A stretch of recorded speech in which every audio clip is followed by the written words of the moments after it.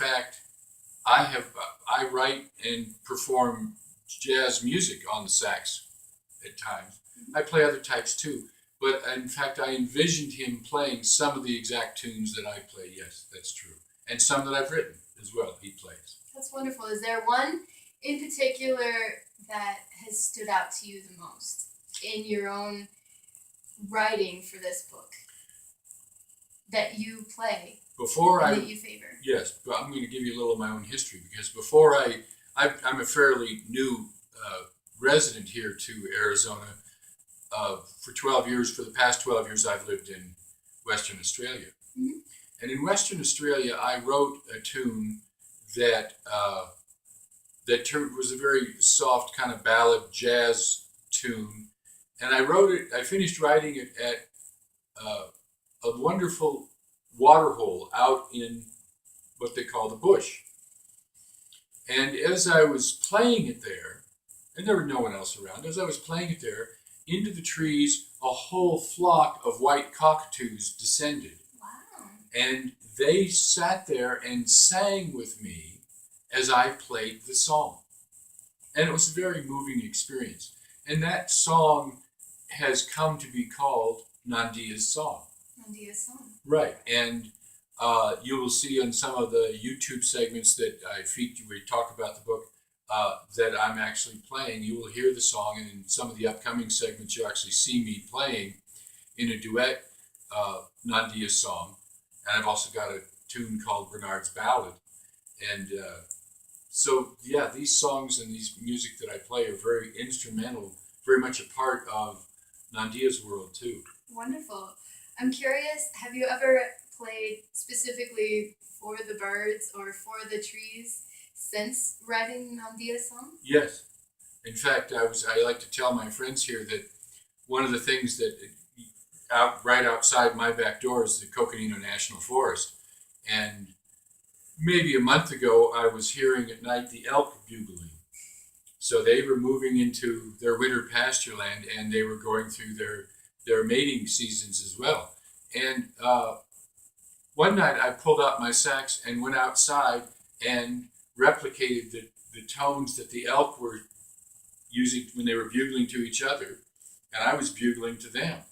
And it was a very fun evening, and we were calling back and forth to each other, me on the sax, and them doing their natural bugling. So there's an example. Another night there was an owl out here who was calling, and I used an owl call that I have, not my sax, but a small little bird call that's an owl call. Mm-hmm. And I went out and talked to him too. So I very much love using music and relating to animals. I have a friend here who likes to photograph the eagles, and he asked me to come out one sunrise with my sax and play music for the eagles so he could capture pictures of them responding to the songs. And that was also a lovely thing to do too. Wonderful. Now, I'm curious, within the book, as you were writing it, did you envision any of these characters using musical tones and using musical healing telepathically? Well, it's interesting because if we get down to the very basis of quantum physics, we realize that all of reality is vibration.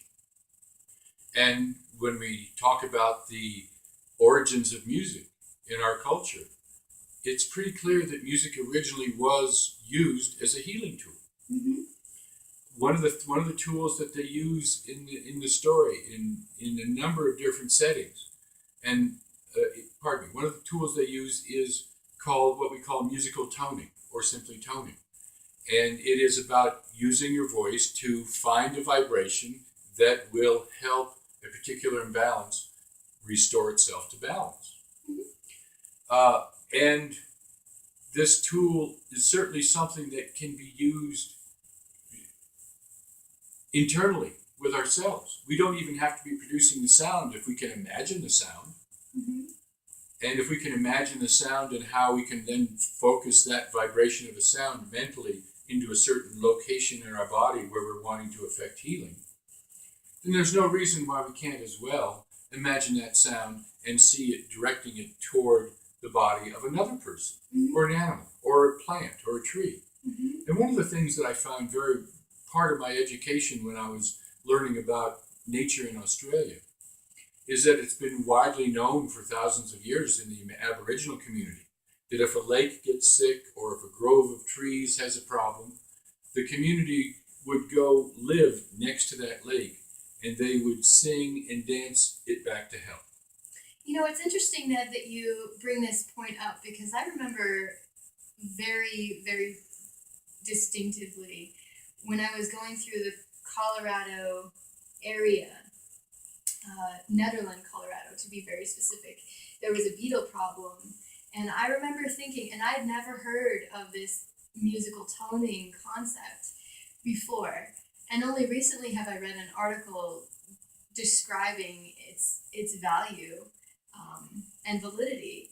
But, you know, years ago, I internally and just spoke to the people who were giving me a ride at that point and that I was traveling with to, you know, we all just need to go sing around those trees. Yes. So it's interesting that you bring this up and bring this to raise this as awareness, not only within the book, but also within as a tool that we can use to heal our own communities. Yes. Yeah. Very good. Mm-hmm. And it's interesting because one of the things that I certainly, one of the reasons I wrote this book is for people not only to realize that they have the power to heal any imbalance, and there are many ways to do it, but that we can learn to listen to our own inner intuitions, our own inner wisdom, and that we can find ways to develop that listening, those impulses, those inner impulses, so that we realize that we have a very profound connection with the world around us, Mm-hmm. and we can come to trust that at the moment we can get impulses that will serve us in dealing with the current difficulty we're facing. We have two parts of our conscious awareness that you might, if you want to frame it that way. One is called an intellect and one is called the intuition. Now in our world, we often see that those two seem to be set in an adversarial relationship where we can't be too trusting of our intuition because it will look like maybe we have a problem with our intellect. Or, you know, well, it's okay if women have intuition, but men, it's a little flaky and you don't want to do that if you want to be a good man. There's all this socialization that we have about using the these two parts of our awareness. And what we were meant to do is actually blend them, marry them together so that they work together, not in opposition to each other, but that the intellect realizes there's a source of inner knowledge that's available. And the intuition realizes there's an intellect that can apply it to the world in which we live and find useful answers for difficulties that seem to be insurmountable. Mm-hmm. Well said. Well said. Now, outside of writing, I know that writing is definitely a passion of yours. Yes. And definitely a wonderful way of sharing knowledge as well as music. What else do you do? Thank you. What other healing modalities do you use? Right. For over 3 decades now, I have been working as a natural healer, which includes counseling, which includes energy work, Reiki work, breathing work called rebirthing, and also vibrational remedies, which I call just radionics or radio broadcasting was actually what it was first called. But I don't do the broadcasting part. It's just the ability to create vibrations in a remedy that are completely safe to use and very effective. That's why I use them. So my own healing work with myself, of course, and with other people is a passion of mine. I also love being out in nature. I certainly spend time doing Tai Chi in nature and hiking and photographing. I love those things. I love being with people in nature because it's always a lovely growing in our own intimacy to be together in the trees and in the woods. All right. Other things that I enjoy doing, like I said, I mentioned Tai Chi, and I've been a student of that since, well, it's for the last 50 years, as a matter of fact. And certainly enjoy writing poetry. And you've mentioned that I do enjoy writing, and I like writing poetry. And then reading poetry, going out into open mic situations and having the chance to read read my own poetry. Mhm. And I love discussing these ideas with anyone I can talk to about them. Of course, of course. And so, speaking of your writing, this is Nandia's Copper is a trilogy. Is that correct? That's right. This is the book one of the Nandia trilogy. Yes, that's right. Wonderful. And so, when individuals finish with this book, they can look forward to the next book coming out when? Yes, book two is called Nandia's Apparition, and in fact, chapter one of Nandia's Apparition is there at the end of Nandia's Copper, so people get a chance to get introduced to what's happening in book two, and it looks like it'll be March, and it should be on the stand new bookstores sometime in March of next year, 2017. We're working on the final editing and the final designs for the cover right now. Perfect.